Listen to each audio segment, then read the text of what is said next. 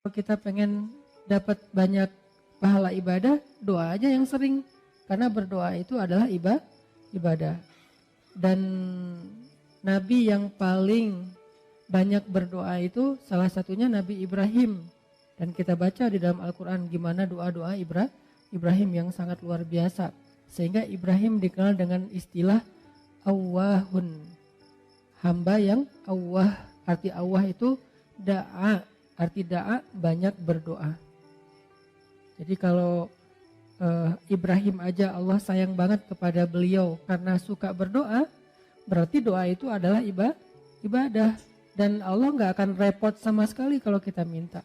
Request kita sebanyak apapun ke Allah gak repot sama sekali. Bahkan kadang-kadang kita meminta sesuatu yang menurut logika kita udah gak mungkin, buat Allah juga bukan sesuatu yang berat.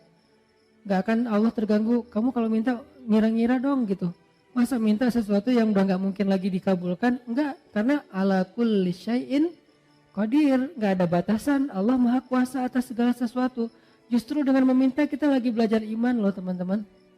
Meminta itu belajar iman, kayak kita lagi mau jalan, naik kendaraan atau naik pesawat. Begitu dia mau take off, Bismillahirrahmanirrahim, ya Allah mudah-mudahan selamat kalau bahasa kita ya. Itu kan belajar bergantung ke Allah. Justru orang yang gak meminta ke Allah, gak bergantung ke Allah, itu istighna, sombong. Memangnya kita yakin take off ini akan berhasil, akan sukses. Apalagi landing, itu lebih berat lagi tuh. Selalu deg-degan saya kalau udah landing. Apalagi kalau yang misalnya pesawatnya agak kecil, terus cuacanya gak bagus, landingnya sampai gak terlalu mulus gitu, itu kan resikonya tinggi. Sehingga pas lagi landing doanya mungkin 3 kali lipat pas dari take off gitu. Kalau take off doanya subhanallah sakharana haza, kalau landing sampai yasinan, ayat kursi, ar-rahman. Kenapa? Karena bergantung kepada Allah. Loh kok pas lagi kayak gitu berdoa, ya ke siapa lagi coba? Kita berlindung, ke siapa lagi kita bergantung, ke siapa lagi kita berharap. Itu bagian dari iman. Jadi makin sering berdoa, kita makin sering belajar gantung, kayak manja gitu ke Allah. Dan emang harusnya kayak gitu, manja banget sama Allah. Ya Allah nih gimana ya, ya Allah saya ada ini, ya Allah ada itu. Terus saja setiap hari tuh laporan ke Allah, dia dikit-dikit nge-mention Allah, dikit-dikit angkat tangan. Allah sayang banget sama hamba yang kayak gitu.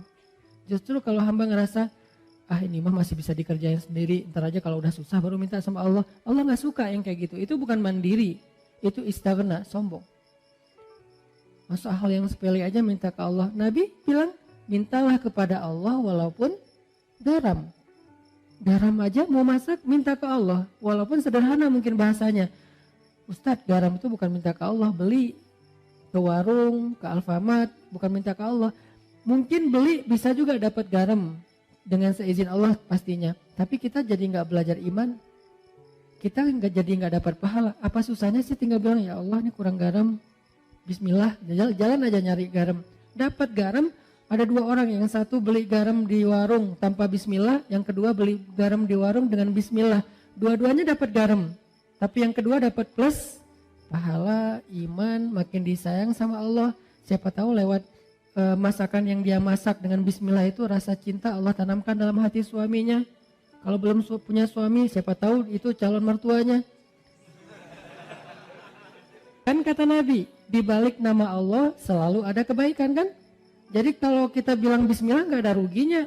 Tinggal kita bilang, ya Allah kurang garam, bismillah, cari aja garam di warung. Yang kedua, dianggap itu mah gak perlu bismillah juga dapat. Yang namanya garam gampang carinya. Ya, dua-duanya dapat garam. Dua-duanya masukin garam ke dalam masakan itu. Tapi yang satu berkah, yang satu tidak berkah. Segala sesuatu yang dilibatkan nama Allah di dalamnya, kata Nabi, Allah munculkan kebaikan atau keberkahan. Segala sesuatu yang tidak ada nama Allah, Allah cabut keberkahannya. Jadi bukan hanya masalah makanan yang kita makan teman-teman, tapi apa kebaikan setelah itu yang kita dapetin. Sehingga kalau misalnya kita ngerasa mampu pun secara logika sederhana, mudah, tetap pakai nama Allah. Tetap minta sama Allah. Karena yang kita minta bukan yang mudah itu doang, tapi apa yang setelah itu. Kita jalan naik motor, cuman dekat doang ke rumah teman atau kemana gitu yang mungkin bahkan kadang-kadang gak perlu takut ada razia atau apa. karena terlalu dekat gitu, atau di kampung nggak pakai helm juga, walaupun ini bukan saya nggak nganjurin ya. Kan banyak tuh realitasnya kayak gitu ya. Lupa bismillah, giliran yang jalannya biasa pakai razia. Bismillahirrahmanirrahim, bismillahirrahmanirrahim, la haula wala quwwata illa billah. Auzubillahi min polisi misalnya. Sampai doanya macam-macam gitu kan ya. Kenapa? Karena dianggap itu beresiko. Giliran yang ringan-ringan enggak. Jangan lihat itunya doang, lihat apa setelahnya. Jangan-jangan pas kita nggak baca bismillah, emang nggak ada kejadian apa-apa, tapi kita lupa, mungkin harusnya kita dapat kebaikan loh. Tapi gara-gara nggak baca bismillah, kita nggak dapat kebaikan, walaupun nggak dapat musibah. Siapa tahu pas lagi kita jalan, harusnya tadi Allah udah naruh, kayak kita main game kan suka ditaruh kayak bonus-bonus gitu, nyawa atau apalah ya. Terus kalau pas lewat nyamber dapat naik gitunya nyawanya, dapat 1 strip, dapat 2 strip. Nah, kalau nggak baca bismillah, kita nggak dapat itu, tapi pulang tetap selamat. Akhirnya kita pikir, nggak ngaruh juga nggak baca bismillah. Nggak, jangan lihat kejadian itu aja, tapi lihat apa setelahnya. Siapa tahu dengan baca bismillah, bukan siapa tahu sih, yakin. Dengan baca bismillah, kita dapat kebaikan. Yang kita min haitsu la yahtasib, yang kita nggak pernah tahu, nggak pernah duga. Yang kayak cerita saya dulu dapat, alhamdulillah beli rumah, gara-gara sholat asar di masjid Cihanjuang yang sekarang dekat rumah. Kenapa bisa kayak gitu? Mana saya tahu ada yang akan jual rumah di masjid lagi sholat asar. Kalau bukan karena Allah yang ngatur banget kan segala sesuatu teh. Jadi minta sama Allah. Berharaplah kebaikan-kebaikan sebanyak apapun dari Allah, itu nggak ngerugiin Allah. Sampai Nabi mengatakan, seandainya semua makhluk, semua manusia dari mulai Adam sampai manusia terakhir berkumpul sekaligus, lalu mereka semuanya meminta kepada Allah kebaikan dan pertolongan, maka Allah memberikan semua permintaan mereka dikabulkan satu persatu sesuai dengan hajatnya, maka semua itu tidak mengurangi kebesaran Allah, walaupun sekecil 1 tetes air yang dicelupkan dengan ujung jarum ke dalam lautan. Sama sekali nggak berkurang. Apa repotnya buat Allah? Ini berharap udah ngumpul semua, bukan sealatif loh. Dari Nabi Adam sampai manusia terakhir, ngumpul, numplek semuanya, ya Allah, ya Allah, ya Allah, semuanya teriak, minta kepada Allah. Dan Allah kabulkan satu-satu masing-masing dikabulkan sampai beres hajatnya. Itu nggak mengurangi kebesaran Allah, walaupun seujung kuku sekalipun, atau seujung jarum sekalipun. Jadi keliru kalau kita memahami seolah-olah Allah jadi repot gara-gara kita minta terus. Gak enak minta sama Allah terus, mending kita beribadah aja, jangan banyak minta, malu. Enggak, justru Allah kalau kita minta, Allah malu gak ngasih. Kan kata Nabi, Allah itu malu kalau hambanya mengangkat kedua tangannya dan meminta yang baik untuk tidak mengabulkan Allah, itu malu, pasti dikabulkan sama Allah. Bahkan yang mustahil menurut kita. Mustahil menurut kita, iya. Minta aja sama Allah, kok namanya minta sama Allah apa susahnya sih? Tinggal bikin aja standar. Ya Allah, standar saya tingginya sekian, kulitnya warnanya ini, wajahnya nggak perlu pakai foundation, memang udah kinclong. Bibirnya jarak dari 1 kilo kelihatan merahnya, saking orangnya tuh kayak natural banget cantiknya, kayak Aisyah. Ya Allah, saya pengen gitu banget. Agak-agak mustahil mungkin menurut kita ya, tahu diri lah ya. Ya, kayaknya mustahil sih Allah, tapi kan buat Allah gak ada yang mustahil. Buat saya itu mustahil, gak mungkin. Tapi buat Allah siapa tahu bisa. Dan pasti bisa, yakin 100% bisa. Kok bisa Ustaz? Emang Ustaz dapat? Dapat dong. Kalau saya bilang enggak, ntar gak dibukain pintu.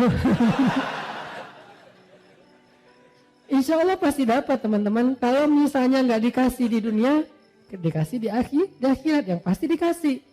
Ustaz, kenapa nggak dikasih di dunia? Daripada kita kaget, terus daripada kita lagi akhirnya jadi fitnah, kita nggak sanggup menanggung punya pasangan secantik bidadari, banyak banget yang ngelirik dia, tiba-tiba followersnya naik, kan kita sendiri yang repot kan?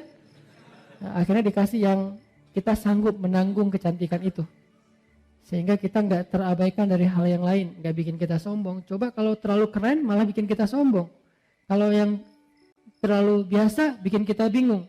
Ya udah yang tengah-tengah aja, sesuai dengan kebutuhan kita.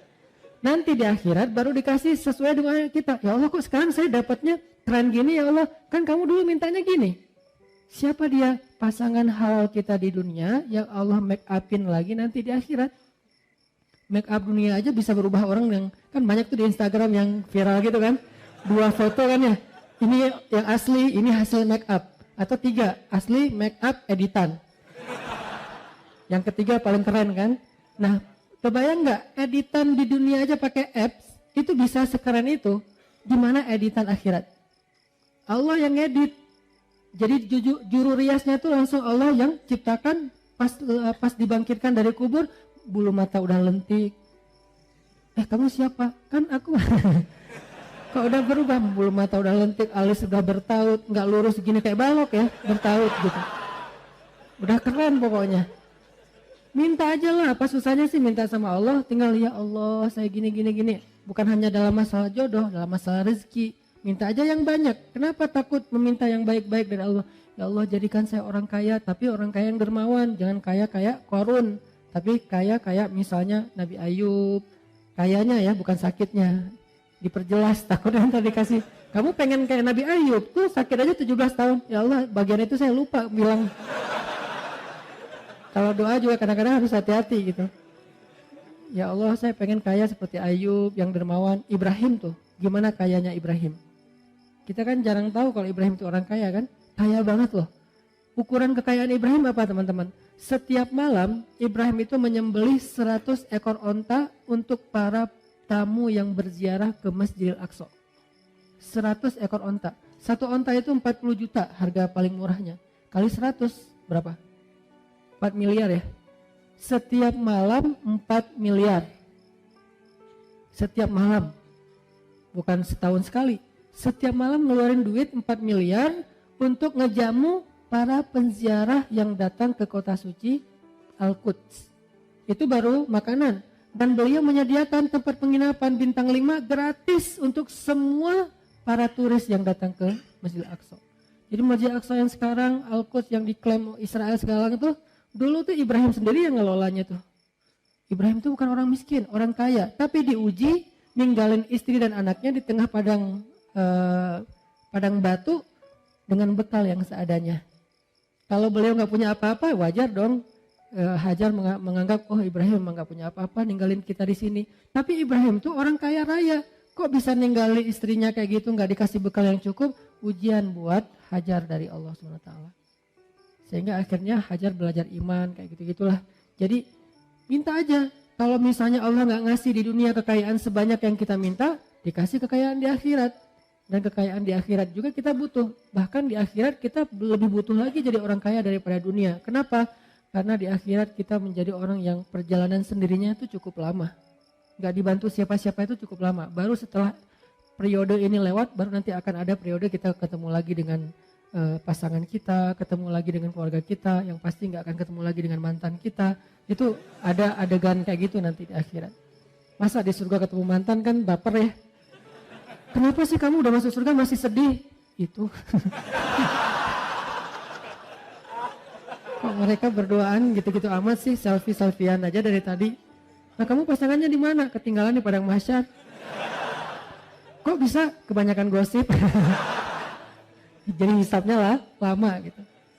Ini definisi dari ikhlas. Ikhlas itu berharap kepada Allah yang baik-baik dunia dan akhirat. Yang kedua, Nabi SAW bersabda, hadis yang paling populer, bahkan hadis ini bisa dibilang Al-Fatihahnya hadis. Al-Fatihahnya, kedudukan hadis ini di dalam hadis-hadis Nabi seperti kedudukan Al-Fatihah di dalam Al-Quran. Innamal a'malu binniyat wa innama likulli imri'in ma nawa, dan seterusnya. Hadis Bukhari Muslim dari Umar. Nah kata Nabi, innamal a'malu binniyat. Amal itu tergantung niat. Arti amal, ucapan, penglihatan, pendengaran, perbuatan, tingkah laku, semua yang zahir kita nih, innamal a'malu binniyat. Akan Allah nilai, akan Allah anggap kebaikan atau tidak, tergantung di sini teman-teman, bukan yang di zahir. Makanya ada hadis yang menjelaskan hadis ini kan, ada hadis dijelaskan oleh hadis, ayat dijelaskan oleh ayat gitu kan, ayat dijelaskan oleh hadis kan, sesama teks ini saling menjelaskan. Hadis Nabi bilang, innallaha la yanzuru ila aswarikum wala ila amwalikum wala ila a'malikum walakin yanzuru ila qulubikum. Allah ngelihatnya bukan ke penampilan kalian dulu. Allah nggak ngelihat perbuatan kalian dulu. Allah nggak ngelihat harta kalian dulu. Allah ngelihat hati kalian dulu. Yang ngelihat hati di sini artinya apa? Hatinya baik atau enggak? Bukan. Ikhlas apa enggak? Itu maksud dari Allah ngelihat hati dulu. Sehingga kalau misalnya kita mau dihargai oleh Allah, diberikan balasan kebaikan oleh Allah, ini dulu yang harus kita islah. Disebut dengan istilah tajdidun niat. Perbaharui ini niat. Kenapa perbaharui niat? Karena niat ikhlas itu dijaga teman-teman. Enggak cuma di awal. Ada orang di awal ikhlas, tapi di tengah riya. Lawan dari ikhlas itu by the way riya. Ada di awal ikhlas, di tengah ikhlas, di akhir riya. Ada di awal ikhlas, di tengah ikhlas, di akhir ikhlas, setelah beberapa tahun riya. Begitu sekali dia riya, hangus habis semua kebaikan dari apa yang kita udah lakuin. Contoh, kan kita tuh bukan tipe orang yang insya Allah levelnya di awal udah riya ya. Insya Allah tuh bukan kita. Gak mungkin kita mau tilawah, dengerin gua tilawah riya ya. Oh, enggak kan? Kita bukan tipe gitu. Insya Allah kita di satu level di atasnya. Orang yang insya Allah di awalnya ikhlas. Gak mungkin juga kita misalnya mau ngelakuin satu kebaikan semuanya terus kita niatkan. Kalau orang yang niatnya dibaca usolli sunnata tahiyatul masjid rakaatain lillahi ta'ala. Kan gitu kan ya. Ini riya sengaja. Usolli sunnata misalnya duha rakaatain riya'an linnas Allahu akbar. Kan nggak ada apa ria'an linnas atau ria'an linnas. Ya Allah saya sengaja nih sholat 2 rakaat. Maaf ya Allah kali ini agak-agak kurang ikhlas. Ria aja deh sekali-kali kan nggak apa-apa. Allahu akbar. Nggak ada. Kita tuh bukan level itu. Kita level orang yang insya Allah dari awal pasti ikhlas. Karena kita tahu bahayanya ria. Tapi kegoda di tengah. Saya dulu awal-awal pulang dari Kairo karena dianggap ustadz suruh ngimamin. Oh ya ikhlas kan? Kata Nabi, hiasilah Al-Quran dengan suara kalian. Oh ya udah saya hiasi semampu saya dengan suara saya. Alhamdulillahi Rabbil Alamin. Di tengah gitu kan ya. Begitu ada yang nangis di belakang. Bagus juga ya suara saya. Mulai. Di awal ikhlas. Di tengah ria. Dan apakah saya berniat mau ria? Enggak. Ria itu bukan kita niatin. Yuwaswisu fi sudurin. Nah setan yang membisikkan dalam hati kita. Dan itu bukan disengaja. Sehingga kita tajdid. Begitu setan, bagus juga suara lu. Astaghfirullahaladzim. Bagus. Enggak sih. Ngomong dalam hati yang jujur. Karena alimun bidatis sudur. Allah tuh tahu banget lah isi hati kan. Kalian gak usah bohong deh sama gua. Sama Allah tuh gak bisa bohong. Wa asirru qaulakum awijharu bih. Innahu alimun bidatis sudur. Kalian merahasiakan, kalian tampakkan, tahu banget lah Allah apa yang kita rasain. Jadi rugi banget kita bohong sama Allah dalam hati itu kayak konyol banget tuh. Allah tahu isi hati kita sejelas kita berteriak. Misalnya kita teriak, bagus juga ya suara saya, kan jelas tuh. Tapi dalam hati, bagus juga ya suara saya. Jelas buat Allah tuh gak ada bedanya. Bukan apa-apa, enggak kayak gitu. Jelas banget, sejelas kita bersuara lantang, sejelas itulah suara di dalam hati kita. Di sisi Allah gak ada yang beda. Jadi gak usah bohong deh sama Allah. Yukhadi'unallah, kan gitu kan, membohongi Allah. Padahal wa ma yakhda'una illa anfusahum, cuma ngebohongi diri sendiri. Nih ria di tengah, ria di akhir, di tengah enggak. Soalnya gak ada yang nangis, biasa aja gitu. Tilawah, begitu selesai sholat datang, Ustadz baru pertama saya bisa nangis dalam sholat. Di Masjidil Haram aja saya gak bisa nangis, di belakang Ustadz saya nangis. Oh iya Pak, alhamdulillah istiqomah ya Pak. Dalam hati, Bapak baru tahu. Mulai yuwas-wis, Bapak gak pernah lihat YouTube saya. Mulai yuwas, itu kan terjadi kan. Saya pernah ngerasain itu teman-teman, makanya tajdid, perbaharui lagi. Kayak pas sholat di mall, itu yang paling agak gregetan. Sholat di mall kan di basement gitu, musola, sholat maghrib. Karena saya pakai kaos, pakai celana biasa, gak disuruh jadi imam dong. Yang disuruh jadi imam bapak-bapak yang pakai bajunya rapi, imamin aja. Saya, oh ya udah kita lihat aja nanti. Nah, jadi ngomong. Begitu si bapak baca Quran, tuh kan kata saya juga apa? Udah nggak usah lama-lama, al-ikhlas aja. Gitu. Besok-besoknya kepancing nih. Jadi kayak nggak percaya gitu kan sama orang, lihat muka-mukanya kayaknya nih orang-orang polos nih.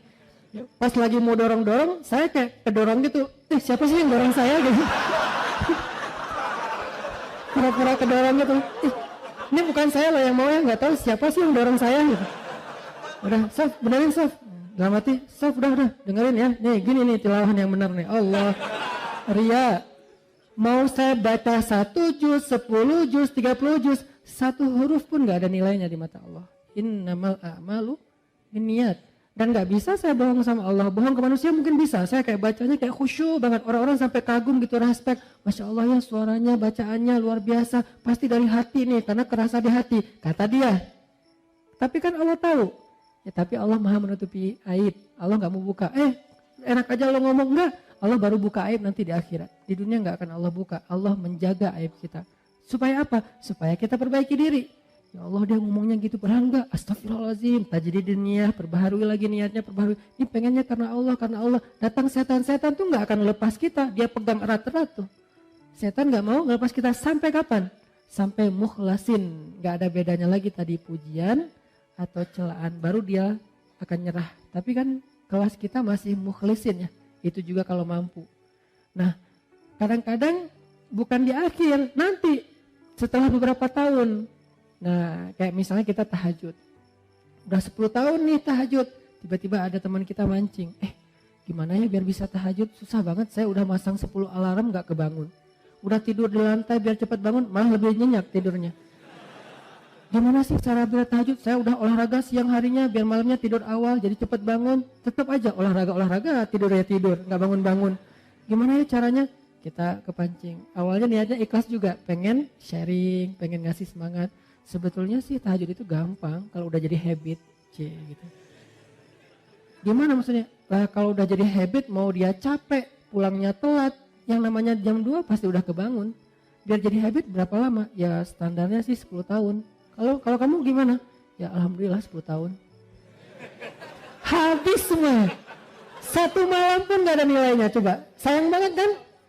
Ria itu menghanguskan semua amal kita yang kita riakan seperti api menghanguskan kayu sampai jadi debu. Enggak bernilai lagi, enggak bisa dipakai apa-apa. Tapi ria ini sepele banget, halus banget, enggak berasa. Dia muncul tanpa kita niatkan, enggak ada niat kita pengen ria pastinya, enggak mau. Lo tanya dong ke gue tentang tahajud biar gue bisa ria. Enggak mungkin kan? Enggak ada kayak gitu, dia kepancing oleh orang lain. Lebih parah lagi kadang-kadang kepancingnya justru karena celaan. Kita dipancing oleh orang-orang yang gak menghargai kita. Lu gak tahu ya, kayak misalnya seorang istri, suaminya misalnya kayak ngerasa paling banyak berjasa sendiri, paling banyak berbuat, paling penting di rumah itu. Akhirnya istrinya, tahu gak sih kerjaan saya di rumah ngapain aja? Disebutin satu persatu pengorbanannya, kebaikannya, gara-gara kepancing oleh suami, habis semuanya. Makanya jangan kepedean dulu bahwa kalau kita udah bertaubat, berhijrah, udah rajin ke masjid, kita lebih mulia dari orang lain yang belum melakukan itu, belum tentu. Kebaikan kita yang banyak, apakah menjamin kita lebih mulia? Belum tentu. Sampai akhir hayat baru dihitung. Karena hisab itu bukan di dunia, di akhirat. Kenapa kita udah menghisab di dunia? Arti menghisab udah langsung bikin nilai. Bahwa saya lebih baik dari kamu, bahwa saya lebih mulia dari kamu. Ngapain kita katakan itu? Padahal kita belum wafat. Kok masih belum bisa disimpulkan Ustaz? Bukankah nanti di akhir hayat bisa aja semuanya jadi hangus gara-gara ria? Seorang kakek ngumpulin keluarganya pas lagi sakit keras. Anaknya, cucunya, menantunya. Nah, cucu-cucu semuanya jangan tinggalin sholat ya. Ya kek, alhamdulillah kakek udah 40 tahun gak pernah tinggal sholat, habis sholatnya. Kamu kalau udah mampu segera haji, karena kalau udah tua susah haji. Kakek dulu haji itu udah susah. Untungnya kakek orangnya semangatnya tinggi, jadi walaupun susah dilakonin juga. Alhamdulillah udah 15 kali haji, habis hajinya. Tilawah minimal sehari 1 juz ya tilawahnya. Alhamdulillah udah 20 tahun kakek itu gara-gara ikut program apa gitu, setiap hari bisa 1 juz. Akhirnya kakek udah 20 tahun gak pernah tinggal tilawah 1 hari 1 juz, habis semuanya. Padahal bentar lagi mau meninggal, rugi kan? Begitu bangkit, ya Allah amal saya mana? Habis. Kapan habisnya? Detik-detik terakhir. Makanya jangan langsung menyimpulkan. La tuzakku anfusakum kata Allah. Janganlah kalian menganggap diri kalian suci atau lebih mulia daripada orang lain. Tapi bersyukur atas kebaikan hidayah, taubat, amal soleh ini Ya itu berarti kita menghargai Allah, bukan memuliakan diri sendiri. Ini, jadi amal itu sangat tergantung kepada apa yang ada di dalam hati kita. Ada orang yang dengan lisannya ngomong baik, tapi di sisi Allah itu bukan kebaikan. Contoh, wa minan nasi may yaqulu amanna billahi wa bil yaumil akhir. Ada manusia, Allah nggak mau nyebut orang beriman karena tidak beriman. Ada orang bilang amanna billahi wa bil yaumil akhir. Kami beriman kepada Allah, kami beriman kepada hari akhir. Declare, dia posting, dia bilang kami beriman kepada Allah dan hari akhir. Allah komen, kata Allah apa? Wa ma hum bimu'minin. Mereka tidak beriman. Padahal udah ngomong, kok masih ditolak sama Allah? Alasannya apa? Fi qulubihim marad. Di hati mereka ada penyakit. Apa penyakitnya? Khida, riya. Mereka tidak mengatakan itu kecuali untuk mendapatkan simpatik dari manusia, bukan dari Allah. Berarti ucapan doang belum tentu. Kita astagfirullah, astagfirullah, astagfirullah, astagfirullah. Ucapan kan? Kalau nggak benar dari hati bahwa kita benar-benar menyesali dosa, maka Allah menilai sesuai dengan hati kita. Siapa tahu kita istighfar hanya pengen disebut sebagai ahli istighfar. Astagfirullah, astagfirullah, astagfirullah. Begitu ada orang dekat dengan kita, astagfirullahaladzim, astagfirullah, astagfirullah. Makin kencang istighfarnya. Perasaan tadi pelan-pelan biasa-biasa aja. Kenapa jadi lebay gitu? Karena ada orang kanan kiri. Gitu juga dengan sholat. Begitu sholat sendiri cepat-cepatan. Begitu sholat berjamaah baru juga takbir. Allah. Dari mana juga bacaan sholat ada gitu kan ya. Saking menghayati. Kenapa? Karena dia dilihat orang lain. Allah tahu banget lah yang gitu-gitu. Gak usah acting deh di depan Allah. Begitu kita acting, Allah bilang fi qulubihim marad. Yang masalah itu bukan zahir kamu. Berdiri takbir kamu itu udah sifat sholat Nabi. Naruh ininya sifat sholat Nabi. Berdirinya sifat sholat Nabi. Bacaannya bacaan Nabi. Kenapa bacaan Nabi? Di hari ini Nabi baca surat ini. Sholat ini Nabi baca surat ini. Sampai sedetail itu. Rukunya itu benar-benar bisa naruh air dan gak tumpah. Saking sifat sholat ruku Nabi. Sujudnya bisa masuk anak kambing. Bangetlah zahirnya. Tapi kalau dalam hatinya dia berpikir, nih kalian lihat nih, ini baru sifat sholat Nabi. Kalian belajar sama saya, habis semuanya tuh. Kenapa? Fi qulubihim marad. Hatinya ada riya. Jadi Allah innamal a'malu binniyat, maksudnya yang Allah nilai pertama ini dulu. Kalau ininya benar, zahirnya ada kurang-kurang dikit, Allah sempurnakan. Kalau zahirnya sempurna, di sini kurang, Allah hilangkan. Allah anggap nggak ada apa-apa, nggak ada kebaikan apapun, nggak ada nilai. Jadi tergantung di sini ternyata. Kan ada kisah orang yang pengen sedekah, diam-diam kan, tiga kali salah. Dia bilang, ya Allah, nanti kalau udah malamnya larut, orang semuanya pada tidur, saya baru mau sedekah. Ini berarti dia sedekahnya kan diam-diam ya, nggak ada yang lihat ya, ikhlas gitu. Karena ada dulu cicitnya Nabi, Ali bin Husain Zainal Abidin. Beliau itu kalau mau ngasih sedekah ke orang miskin, tunggu sampai semua orang dalam kampung itu tidur.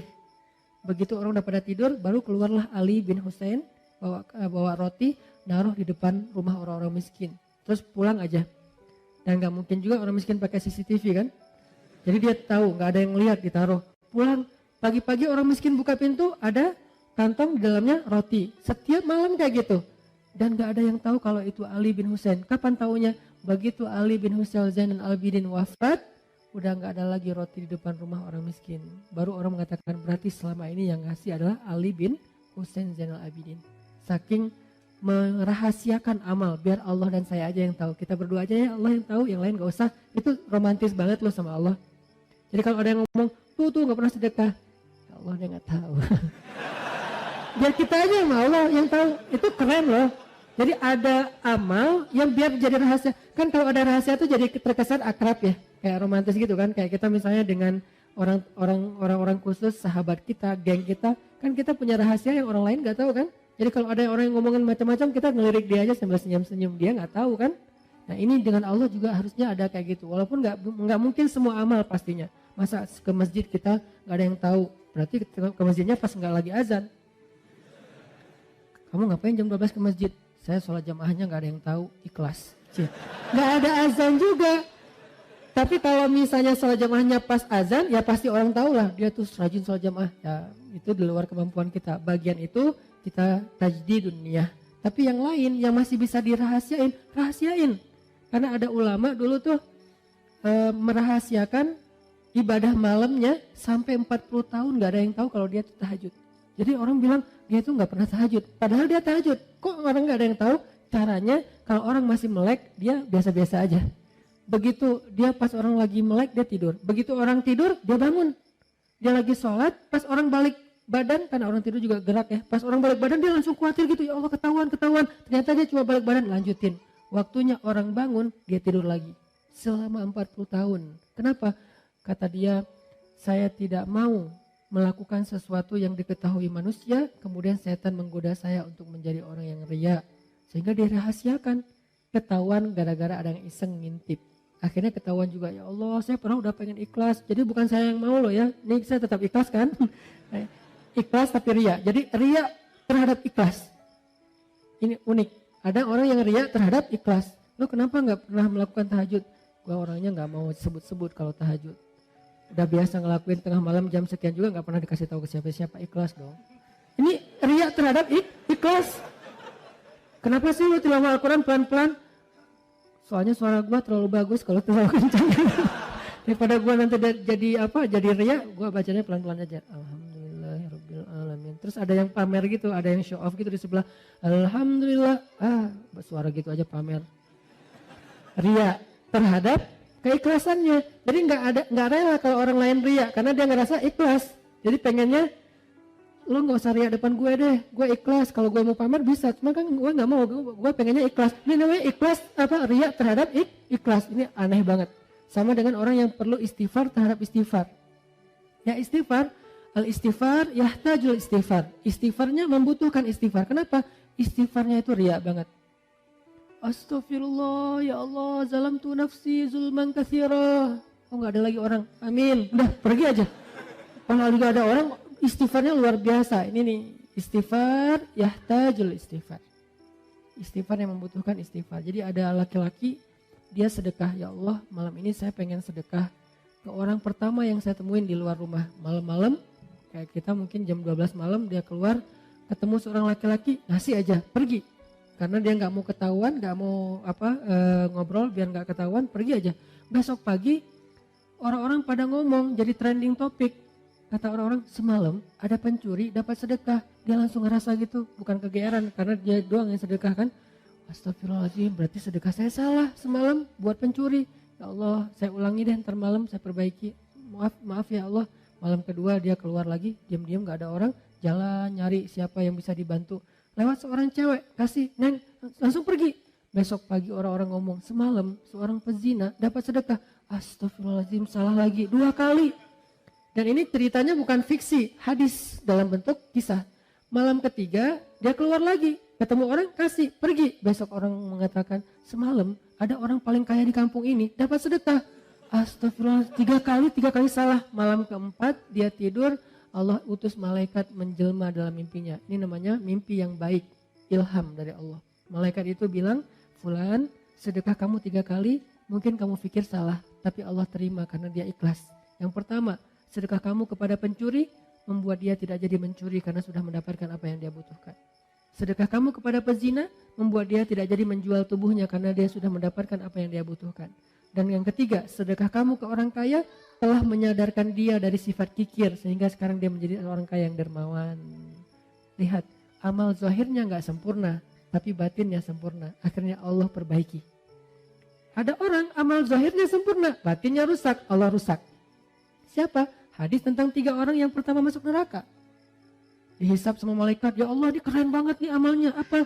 Dia adalah seorang penghafal Quran 30 juz dengan riwayat mutawatir 10 qiraat. Keren banget nih ya Allah. Mau masuk surga mana? Kata Allah, tempatnya di neraka kata Allah.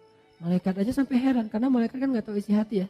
Mereka cuma mencatat yang zahir doang. Allah yang tahu isi hati.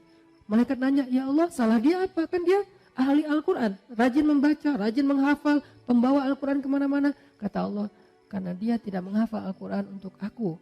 Dia menghafal Al-Quran untuk dikenal sebagai qori, hafiz. Sempurnakan amalnya, tapi rusak isi hatinya. Sehingga rusak semua pahalanya. Yang kedua, orang yang dermawan. Ya Allah, ini rajin banget sedekah, setiap hari sedekah. Kata Allah, tempatnya di neraka. Kata malaikat, kenapa ya Allah? Dia tidak bersedekah untuk aku, dia bersedekah untuk disebut Jawad, orang yang dermawan. Habis lagi, padahal sedekahnya udah sempurna.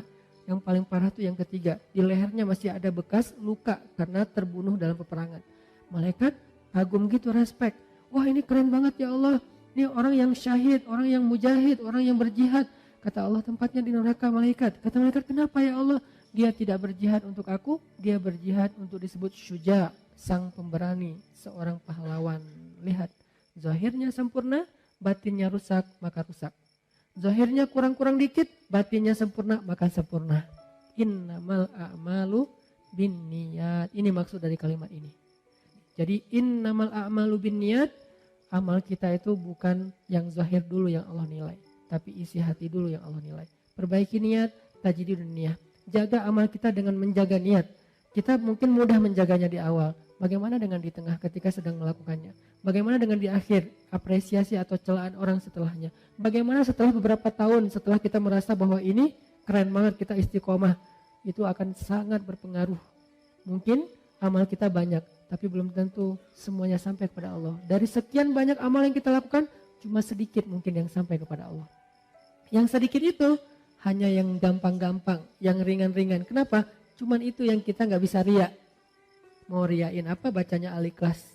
Tapi giliran bacanya surat-surat yang susah, riak kan? Nah, justru kadang-kadang yang sampai itu yang ringan-ringan, yang sepele-sepele, yang kita gak bisa riak ke siapa-siapa. Orang juga lebih baik dari kita. Mungkin cuma itu yang sampai ke hadapan Allah. Sedangkan yang susah kita lakuin, malah gak sampai. Kenapa? Mungkin di awal, di tengah, di akhir ikhlas, tapi after years, akhirnya kita riak. Mudah-mudahan Allah menjaga amal kita dengan menjaga hati kita. Ya muqallibal qulub, tsabbit qulubana. Ya Allah yang membolak-balikan hati, tetapkanlah hati kami dalam keikhlasan. Rabbana la tuzigh qulubana ba'da idh hadaitana. Ya Allah, jangan gelincirkan hati kami condong kepada keburukan setelah Engkau beri petunjuk. Ya musarrifal qulub, sarrif qulubana ila ta'atik. Wahai yang mengalihkan hati, alihkanlah hati kami kepada ketaatan kepadamu. Allahumma habbib ilainal iman wa zayyinhu fi qulubina wa karrih ilainal kufra wal fusuqa wal isyan waj'alna minar rasyidin. Ya Allah, jadikan kami cinta kepada iman dan amal soleh, dan jadikan rasa cinta itu indah di dalam hati kami, dan jadikan kami benci kepada kekufuran, kedurhakaan dan dosa, dan jadikanlah kami termasuk orang yang mendapatkan petunjuk. Allahumma ighfir lana wa liwalidayna. Ya Allah, ampunkan dosa-dosa kami, ampunkan dosa kedua orang tua kami. Jika ada kebaikan-kebaikan yang kami lakukan, maka alirkanlah juga pahala itu kepada kedua orang tua kami. Karena tidaklah kami mendapatkan satu kebaikan kecuali itu kami tahu dari orang tua kami, diajarkan oleh orang tua kami, dibesarkan oleh orang tua kami. Maka pahalailah kedua orang tua kami atas setiap kebaikan yang kami lakukan. Rabbana atina fid dunya hasanah wa fil akhirati hasanah wa qina azabannar.